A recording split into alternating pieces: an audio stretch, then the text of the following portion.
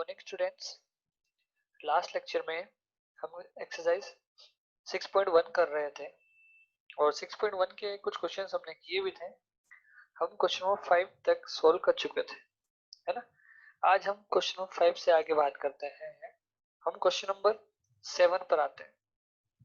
7 नहीं 8 करते हैं, 8 थोड़ा सा बड़ा। तो हम क्वेश्चन नंबर 8 के ऊपर बात करते हैं। क्वेश्चन नंबर 8 क्या है, ठीक है। क्वेश्चन नंबर 8 में ये लिखा है, लिख लेते हैं इसको साथ साथ ही अपन। क्वेश्चन 8 में लिखा है 10 square 60 degree plus 4 sine square 45 degree plus sine square 90 degree upon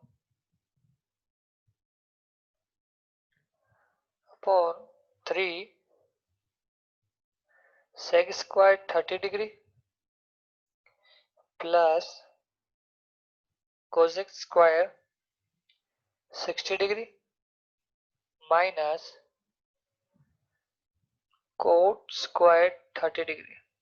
ठीक है, तो यहां से क्या समझ में आ रहा है सर? यहां से हमको एक बात तो क्लियर है, सारी की सारी टर्म्स जो है स्क्वायर में है।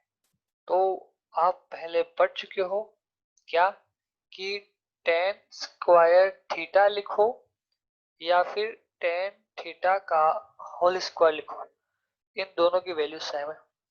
यह ट्रिग्नोमेट्रिक रेशियो के लिए लागू होगा। यहाँ पे स्क्वायर है तो ब्रैकेट लगा के स्क्वायर लगा दीजिए। तो हमारा पहला काम तो वही है कि आप इसको स्क्वायर को बाहर रखिए। कैसे रखते हैं? tan 60 डिग्री ब्रैकेट लगाया स्क्वायर प्लस 4 लिखा हुआ है ये रहा। साइन स्क्वायर 45 के बारे में बात करते हैं, तो हमने लिखा साइन 45 डिग्री और साइन 45 के ऊपर स्क्वायर लगाना है, 4 के ऊपर नहीं लगाना है ना। फिर प्लस साइन 90 डिग्री और इसके ऊपर होल स्क्वायर। ठीक है, इसके बाद अपॉन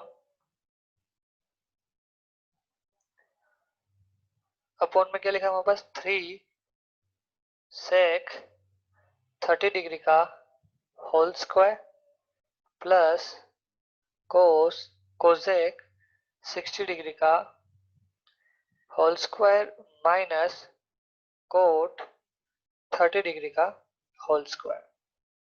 इतना लिखने के बाद आप टेबल पे देखेंगे। टेबल पे आपको कौन कौन सी वैल्यू चाहिए यहाँ पे मैं रफ आपको बता दूं। एक तो आपके पास है tan 60 डिग्री, एक आपके पास है साइन 45 डिग्री, यहाँ पे देख के बोल रहा हूं मैं। एक अपने पास क्या है? Sine 90 degree. एक अपने पास क्या है? Sec 30 degree. एक है अपने पास कोसेक 60 डिग्री और एक है कोट 30 डिग्री। इतनी सारी वैल्यूज हमको पता होनी चाहिए, ठीक है, तब हम काम कर सकते हैं। अच्छा, एक बात मुझे बताइए, या तो आपको टेबल याद हो गई होगी, हो जानी चाहिए मेरे ख्याल से, है ना। नहीं हुई है तो भी आप वो पेज वाला जहां आपने टेबल लिखी है ना, वो वाला पेज निकाल के आप देख लो एक बार, ताकि आपको क्लियर हो जाएगा। tan 60 डिग्री कितना होता है अपने पास? √3, ये √3 होता है। साइन 45 कितना होता है अपने पास? 1/√2, ठीक है। साइन 90 कितना होता है? 1 सेक 30, ये होता है अपने पास 2/√3। 2/√3 कोसेक 60, कोसेक 60 भी कितना होता है? 2/√3 और कोट 30 होता है अपने पास √3। तो इतनी सारी वैल्यूज अपने पास है और ये सब टेबल से मिलेगी आपको, है ना। तो tan 60 की वैल्यू रखेंगे अपन कितना? √3 का आगे क्या लिखा हुआ? Whole square plus 4 sine 45, sine 45 1/√2, तो यहाँ लिखेंगे 1/√2 का होल स्क्वायर। फिर प्लस साइन 90 की वैल्यू लिखी अपन ने 1, तो यहाँ आ जाएगा 1 का स्क्वायर। अपॉन में क्या आ जाएगा अपने पास? ये लीजिए अपॉन वाली लाइन अपन ने खींची, ठीक है। अपॉन क्या लिखा है? 3, ये रहा 3। आगे साइन 30 का होल स्क्वायर, तो साइन 30 की वैल्यू कितनी है? 2 अपॉन में √3 का होल स्क्वायर। फिर लिखा है प्लस कोजेक 60, तो वो भी कितना है 2/√3 और उसका भी क्या हो गया अपने पास स्क्वायर हो गया। फिर माइनस कोट 30, कोट 30 कितना √3, तो हम यहाँ लिखेंगे √3 का होल स्क्वायर। ठीक है, तो ये अपने पास वैल्यू आ गई। √3 का स्क्वायर कितना होता है 3 प्लस ये तो 4 अपने पास लिखा हुआ है 1/√2 का स्क्वायर। देखो मैं इधर रफ में आपको बता दूं 1/√2 का स्क्वायर क्या होता है, एक ही बार हम उसको समझेंगे। वो होता है अपने पास 1/√2 इंटू 1/√2। हम इसको इस टाइप से लिखते हैं, ठीक है। 1/√2 और 1/√2 दो बार मल्टीप्लाई है ना। तो ये अगर दो बार मल्टीप्लाई है तो हम इसको बोलेंगे कि देखो 1 का मल्टीप्लाई 1 से 1 ही रहेगा, √2 का मल्टीप्लाई √2 से कितना हो जाता है 2 हो जाता है, तो ये 1/2 आएगा। तो आप यहाँ ब्रैकेट में 1/2 लिखने वाले हैं, फिर प्लस 1 लिखेंगे। क्लियर हो गई बात। अब अपॉन करते हैं आगे अपन, है ना। अपॉन करने के बाद यहाँ लिखा हुआ है 3, क्या है 2/√3। देखो फिर 2 का स्क्वायर कितना हो जाएगा अपने पास 4, √3 का स्क्वायर कितना हो जाएगा 3, ये समझना अपन को बस। प्लस 2/√3 का स्क्वायर फिर से है तो 2 का स्क्वायर 4, √3 का स्क्वायर कितना हो जाएगा 3। क्लियर। माइनस √3 का स्क्वायर कितना होता है ये हो जाएगा 3। तो यहां तक आपको समझ में आया होगा मेरे ख्याल से, है ना। तो अब हम इसको थोड़ा सा इधर और देख लेते हैं, है ना। ये तो बेसिक सा कंसेप्ट है। अब कैलकुलेशन बच्चे अपने पास और तो क्या बचा, कैलकुलेशन में क्या है आगे देखते हैं। कैलकुलेशंस में एक लाइन खींचूं मैं यहाँ पर ताकि आपको पार्टीशन समझ में आ जाएगा।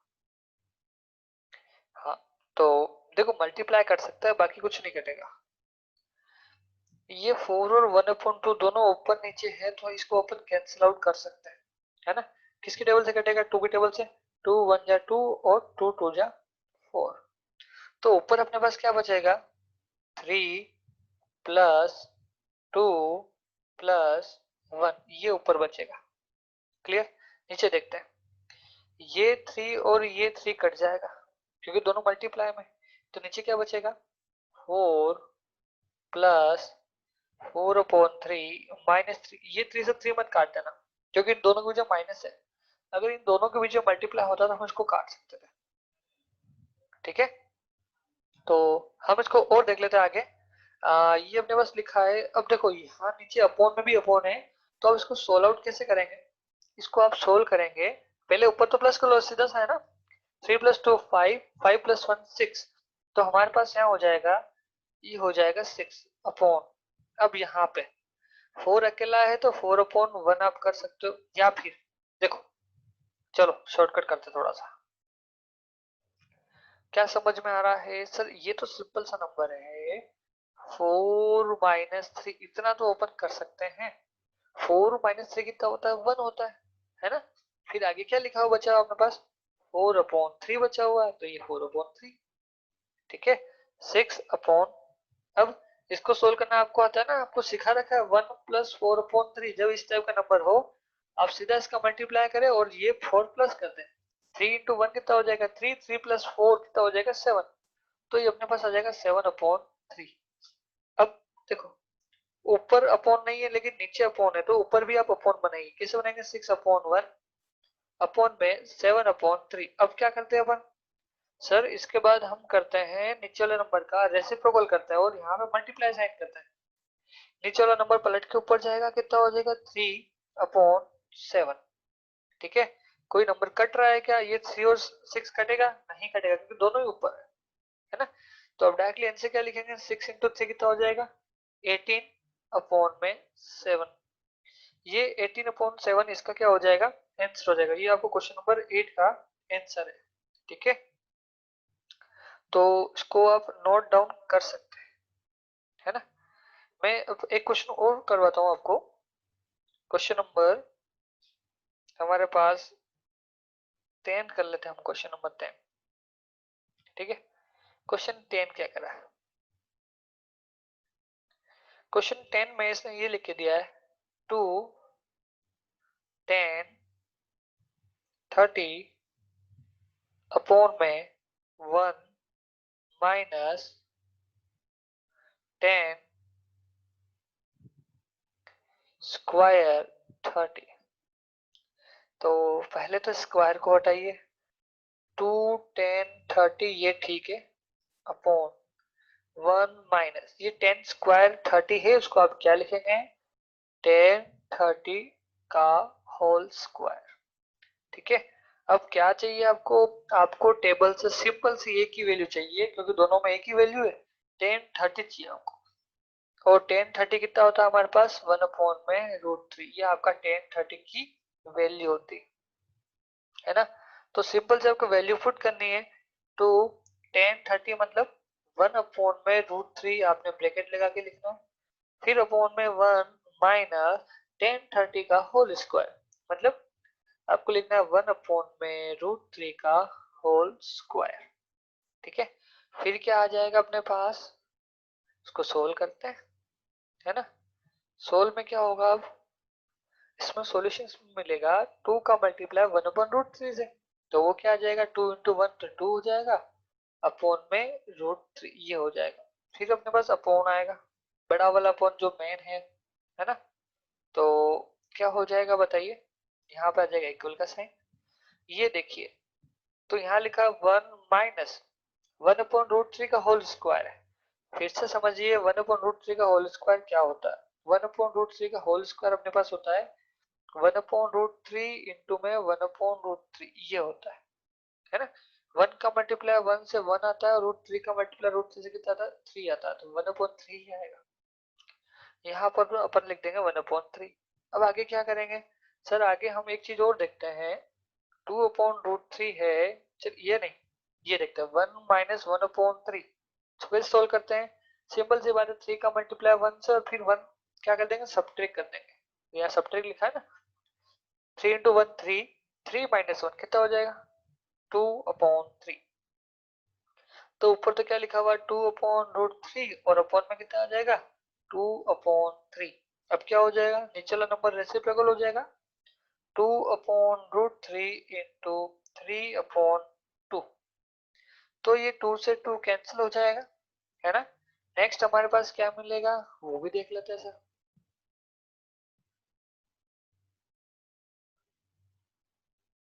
है ना।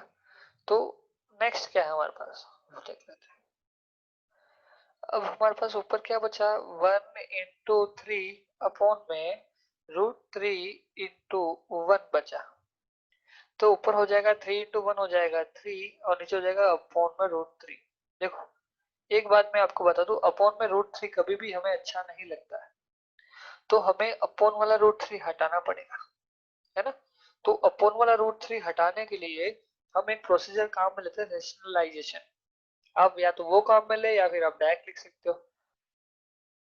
डायरेक्ट कैसे लिख सकते हो, देखो रेशनलाइजेशन में क्या होता है, नीचे जो रूट लिखा हुआ है ना √3, उसी का आप ऊपर और नीचे मल्टीप्लाई कर दीजिए, एक तो ये होता है ना। और ये नहीं करना है तो आप डायरेक्ट कीजिए। डायरेक्ट क्या करेंगे, आप डायरेक्ट 3 को आप ऐसा लिख सकते हो ना, √3 इंटू √3 अपॉन में √3, किसी कोई दिक्कत, √3 इंटू √3 कितना होता है, 3 तो आता है, मैंने वही लिखा है, फिर √3 से √3 हमने कैंसिल कर दिया, हमारे पास क्या बचेगा, √3 बचेगा। तो ये हमारा क्वेश्चन नंबर 10 का आंसर था। क्लियर, समझ में आया होगा आपको, है ना।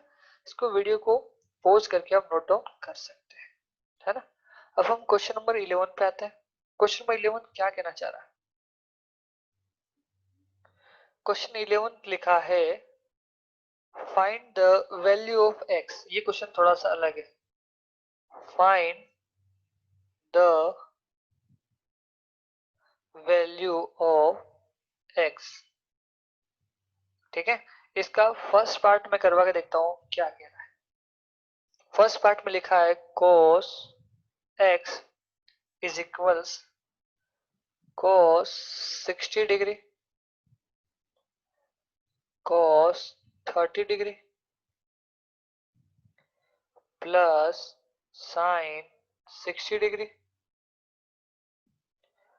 sin 30 degree. ये अपने पास है ना। अब इसमें क्या कह रहा है कि सर आपको ये x फाइंड करना है, ठीक है।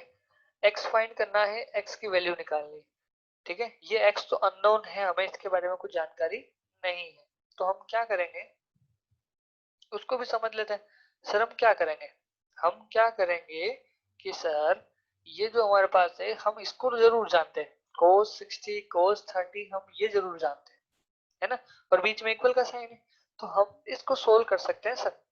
हमको ये पता है cos 60 कितना होता है, cos 30 कितना होता है, sin 60 कितना होता है और sin 30 कितना होता है।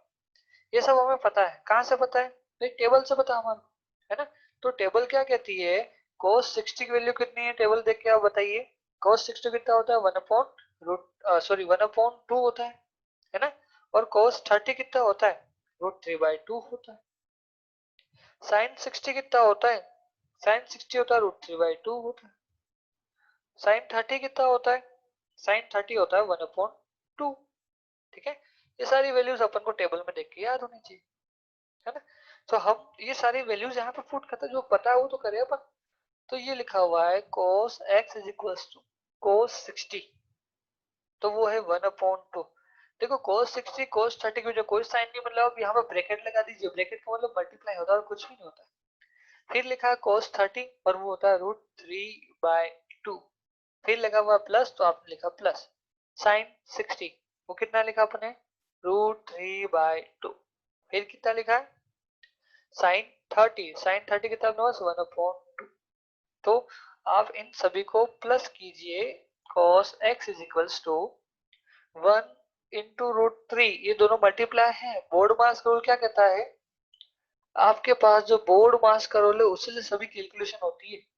ब्रैकेट ऑफ, पहले ब्रैकेट को सोल्व करें और ब्रैकेट के साथ मल्टीप्लाई है तो उसको सोल्व करें, then division, then multiplication, then addition, then subtraction, है ना। तो ब्रैकेट के साथ जो मल्टीप्लाई उसको सोल्व करें, 1 × √3 कितना होता है √3, 2 × 2 कितना हो जाएगा 4, फिर बीच में क्या लगा हुआ प्लस, इसी को भी सोल्व कर ले आप, ये हो जाएगा √3/4। तो अपने पास ये हो जाएगा cos x, यहाँ पे इसको सोल्व करें, एलसीएम आएगा 4 और यहाँ हो जाएगा √3 प्लस √3। आगे सोल्व करें, √3 प्लस √3, ध्यान दे दो नंबर्स में एक फर्क होता है, √3 × √3 और √3 प्लस √3 दोनों में डिफरेंस है। कई बच्चे यहाँ पे दिक्कत करते हैं ना। √3 × √3 होता है √3 का स्क्वायर होता है, जिसको अपन 3 से लिखते हैं, ठीक है। लेकिन 3 प्लस √3 प्लस √3 क्या होता है, 2 टाइम्स ऑफ √3 ये होता है। क्लियर, ये मल्टीप्लाई तो स्क्वायर होता है और प्लस होता है 2 आगे चला जाता है। तो यहाँ पर क्या हो जाएगा 2√3/4, ये 2 और 4 तो कट सकता है, कैसे कटेगा, ठीक है। यहाँ लिखा अपन ने लिखा cos x is equals to 2√3/4, 2 की टेबल से कहता है 2 1 जा 2, 2 2 जा 4, तो cos x की वैल्यू कितनी हो जाएगी √3/2। अब यहाँ पर आकर आपको टेबल को देखना है ना। यहाँ पर क्या लिखा हुआ है, cos लिखा हुआ है और यहाँ पर √3/2 लिखा है। तो cos में √3/2 कहाँ है वो आपको चेक करना है, ठीक है। cos की टेबल में √3/2 कहाँ है, 30 डिग्री पे। मतलब मैं ये कह दूं कि ये सर cos 30 डिग्री है, क्लियर है बात, है ना। ये क्या है हमारे पास cos 30 डिग्री है, को अच्छे से लिख के दिखाऊं, ये अपने पास cos 30 डिग्री है और इधर कितना लग रहा है cos x लिख रहा है। तो cos है, इधर भी cos है, तो x की वैल्यू कितनी हो जाएगी हमारे पास, ये जो है वो x की वैल्यू हो जाएगी, है ना। तो x कितना हो जाएगा, हमारे को मिलेगा 30 डिग्री। तो ये हमारा क्वेश्चन नंबर 11 था, ठीक है। समझ में आ रहा होगा आपको, बस यहीं पर समझना है ये √3/2 cos के अंदर कहाँ आ रहा है, बस वो देखना है। बाकी कैलकुलेशंस तो आप इजीली कर सकते हो, ठीक है। ये क्वेश्चन अपना था 11 का फर्स्ट, 11 का फर्स्ट सेकंड थर्ड ये सब ऐसे ही है। अच्छा इसका थर्ड पार्ट और करवा देता हूँ, ठीक है। 11 का थर्ड पार्ट और देखिए, क्वेश्चन 11 का जो थर्ड पार्ट है, मैं हिंट दूंगा, पूरा नहीं करूंगा। इसमें लिखा हुआ है √3 tan 2x equal sine 30 degree plus sine 45 degree cos 45 degree plus 2 sine 90 degree. ठीक है, तो ये अपने पास है, यहाँ tan 2x लिखा हुआ है और ये वैल्यू चल रही है, कोई दिक्कत नहीं। तो देखो, आपको जो वैल्यूज पता है वो काम में ले और बाकी इसके अलावा कुछ भी नहीं करना है ना। तो देखो, आपको कौन कौन से वैल्यू पता है? आपको साइन 30 पता है सर, आपको साइन 45 पता है, आपको cos 45 पता है, आपको साइन 90 पता है ना। साइन 90 कितना होता है 1। cos 45 कितना होता है अपने पास 1/√2। साइन 45 कितना होता है हमारे पास 1/2। और साइन 30 कितना होता है 1/2। ये सभी वैल्यू हमको पता है, बस आपको इसमें रखना है और कुछ भी नहीं करना है ना। तो यहाँ हो जाएगा √3 tan 2x इज इक्वल्स में साइन 30 की वैल्यू 1/2 प्लस साइन 45, सॉरी इसमें कोई गड़बड़ कर दी। साइन 30 की वैल्यू होती है 1/2 और साइन 45 की होती है 1/√2। ठीक है, cos 45 की 1/√2 सही है, चलिए अब सही है ना। साइन 45 की वैल्यू होती है 1/√2, ब्रैकेट लगाइए क्योंकि इन दोनों कुछ कोई साइन नहीं है। फिर cos 45 1/√2 plus 2 times sine 90, sine 90 होता है 1। आगे देखते हैं √3 tan 2x इज इक्वल्स में 1/2 प्लस 1/√2 1/√2 दोनों का मल्टीप्लाई कराओगे तो 1 से मल्टीप्लाई 1 से 1, √2 का मल्टीप्लाई √2 से हो जाएगा 2 प्लस ये कितना हो जाएगा 2। आगे देखें हाफ प्लस हाफ कितना होता है 1 प्लस 2, ये हो जाएगा 3। यहाँ क्या लिखा हुआ √3 tan 2x। आगे आइए √3 tan 2x। आगे आइए, देखो हमको तो x चाहिए तो ये √3 तो नहीं चाहिए, √3 इधर जाएगा है ना। तो tan 2x इज इक्वल्स में 3 अपॉन में √3। अभी आपको ये सिखाया था कि सर हमें √3 नहीं चाहिए, अपॉन में तो कभी भी नहीं चाहिए, अपॉन में रूट का नंबर चलता ही नहीं है अपने तो ये हो जाएगा tan 2x is equals to √3 को मैं ऐसा लिख 3 को ऐसा लिख सकता हूँ ना, √3 इंटू √3 अभी अपन ने देखा था। इस 3 को हम √3 इंटू √3 लिख सकते हैं, अपॉन में √3, ये इससे कट गया तो हमारे पास क्या मिला tan 2x इक्वल में √3।